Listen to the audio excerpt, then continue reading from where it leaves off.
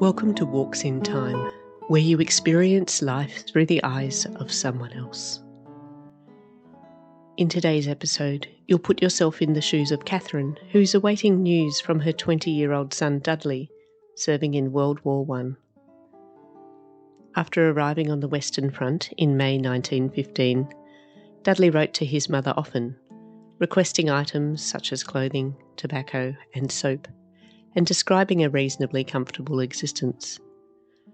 By late September, Katherine is aware Dudley's battalion has been involved in more attacks, with many lives lost. While you walk, put yourself in Katherine's shoes.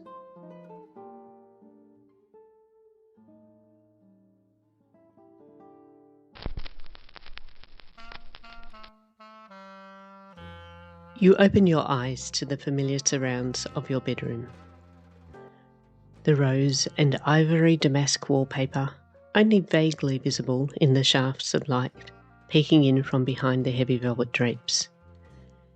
You take hold of one of the 4 mahogany posts of your bed and swivel around to face the porcelain bowl and pitcher, ready for your morning ablutions. You pull on your soft, white cotton undergarments, corset, camisole and petticoat and silk stockings. Before you put on your high-necked, long-sleeved navy blue cotton dress with mother-of-pearl buttons, you tuck your son Dudley's most recent letter into your camisole, keeping it close to your heart. You lace up your brown ankle boots, draw the drapes and head downstairs to the dining room. Your husband, Dudley Sr., has already picked up a copy of the Morning Times at the tobacconist around the corner. As a King's Counsel and former Member of Parliament, he keeps a close eye on current affairs. And like you, he is eager to hear news about the war, the nation's safety, and most of all, pick up any clues about your son's well-being. Anything? You ask him. He tells you there's more about the Battle of Lewes, and a mention of his battalion. There's nothing else of note that he can see, but you'll pore over the newspaper when he's finished. You continue eating your breakfast, the silence broken only by the tapping of your boiled eggs and crunch of toast. You and Dudley Sr. are strong and stoic, but despite keeping your emotions in check, you are increasingly aware of the beating of your heart in these quiet moments. As your husband heads off to work, your youngest son, Ian, somehow reading your mind, hurtles towards you and wraps his arms around your waist. You spend the next hour or so helping your 2 young children get ready for school. On the way home from walking the children to the school gate, you drop by Paddington Station, where you last saw your eldest son, Dudley. You think back to the study you made of his face as you breathed him in at the station that day. Did fear sit behind those determined eyes, or worry behind his reassuring smile? If it did, you didn't see it. Your own eyes had stung with fearful, hidden tears. He'd just finished his law studies. His life was ahead of him. But he assured you it was the right thing to do, for the family and for the nation. He has reminded you of this several times since, in his letters. Your eldest son, your pride. You hugged him tightly, breathed. What could you say but, "Come back to me in one piece"? He smiled bravely, promising to write as often as he could, and boarded the train. After taking in deep breaths tinged with the scent of coal smoke from the train and the earthy smell of damp leaves, just as you did that day in May, you walk back towards your home. The smooth white stucco facade of your villa seems extra bright in the autumn sun today. The perfect symmetry of the windows and doorways tell you that life is still in order and seem to remind you to keep your head high and remain steady. You step into the entrance hall and put your hat on the hat stand. Dudley Jr.'s hat and coat are still there, gathering a little dust, but you'd be pained to move them out of view. You cross the checkerboard marble tiles to the hall table, where letters and calling cards are waiting on a silver tray. You flick through the handwritten postcards and letters. There are plenty there, but it's only Dudley's you are yearning to see, and there are none today. It's been a few days now, and after becoming accustomed to a letter or a postcard each day, every day seems like a week.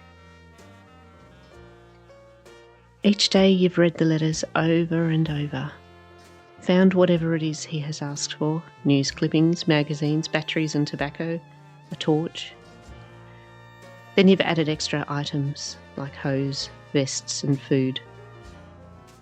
You've written a letter and then sent the package along in return.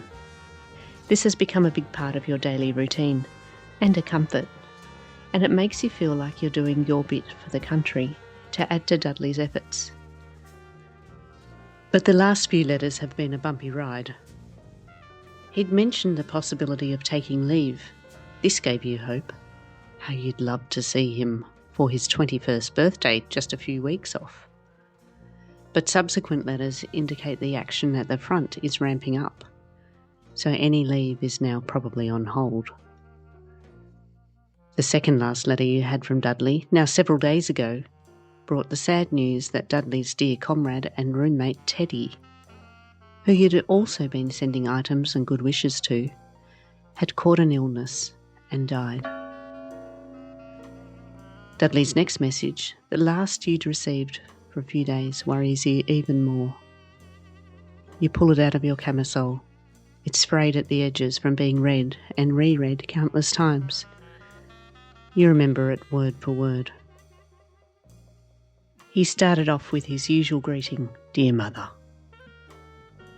And then he'd gone on to say that he was moving up nearer the firing line and would be unable to write for a couple of days, as he'd be busy, engaged in the business for which he'd come out. He ended the letter saying he was alive and very well. It was reassuring at the time to hear he was alive and very well. But after days with no news, apart from the snippets in the paper, the words firing line seemed to stand out oddly from all the others. Those stinging tears are coming back. You hear footsteps of your maid, who's bringing tea. You quickly fold up the letter and tuck it into your sleeve. There's nothing to be gained from your servants seeing tears. They no doubt have their own sorrows and losses. While you drink your tea, you take out the writing paper and write a few lines to Dudley. You wonder where he is now and if he'll receive your letter. You try not to sound too concerned or gloomy. You know he always picks up on this and sometimes chastises you for it. So you're trying to sound more cheery. After writing to Dudley, you try to take your mind off the war and set about the task of making sure your children will have clothes that will be suitable for the cooler months, which are fast approaching. Your youngest two children, Ian and Katherine, are growing well and will need some new items, but you've heard these are not easy to come by with the war now in full flight. So you go about the task of sorting through what can be mended, extended, and what's already been expended. Their knitted hats and shawls, pantalettes and vests will last another season with some work. You hand these to the maid with instructions. You wonder how Dudley's military uniform looks now, 5 months on. The plaid kilt, long socks and heavy coat. the polished leather shoes that must by now be caked with the mud and sand from his nights stuck in the trenches.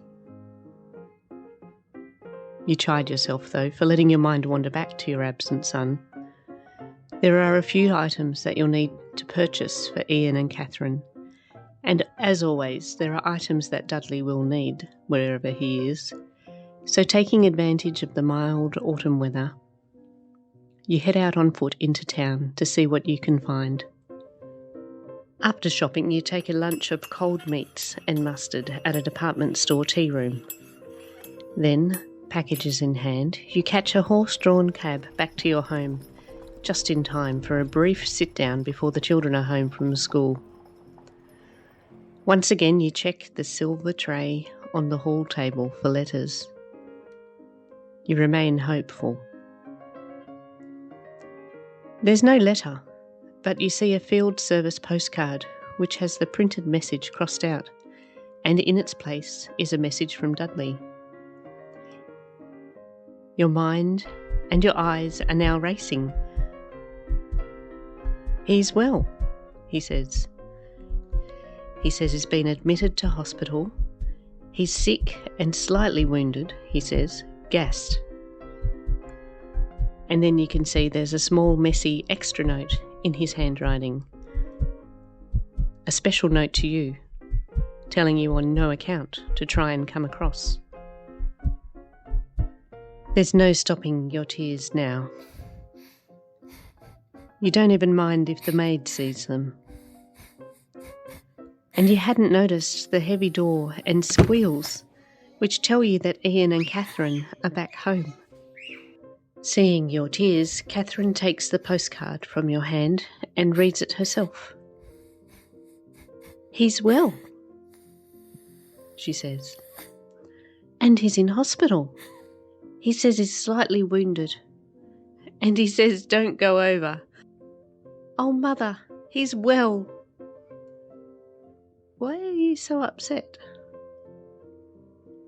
Somehow, young Katherine's interpretation has changed your tears to laughter, and you share a long embrace with Katherine and Ian through irregular laughs and sniffles. The next few hours are a flurry of stories from Ian and Katherine, questions and hopscotch.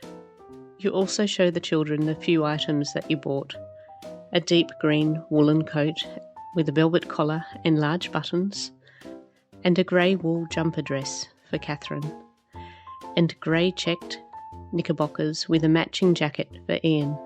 You've also managed to come by more woolen socks for the whole family.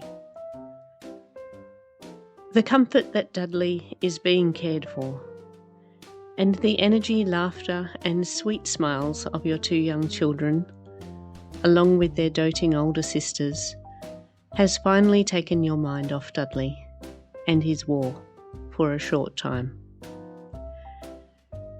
Before long, Dudley Sr. has returned home. You hand him the postcard. He nods. And then after a pause, and probably spotting moisture in your eyes, gathers you into his arms. You all gather around the linen-covered table and enjoy a dinner of vegetable consommé, poached haddock with cucumber slices, and roast beef with boiled carrots, peas and Yorkshire pudding. Once the children are in bed, you sit up with Dudley Sr., the radio crackling constantly in the background, the static talk and snippets of music providing a soundtrack and routine to your evening.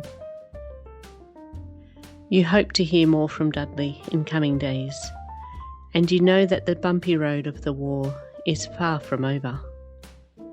But tonight at least you will sleep more peacefully, knowing your son is not currently in the firing line. Thank you for listening to Walks in Time. I hope you've enjoyed exploring what it may have been like to have been in Katherine's shoes. I hope you'll join me for another episode soon. Bye for now.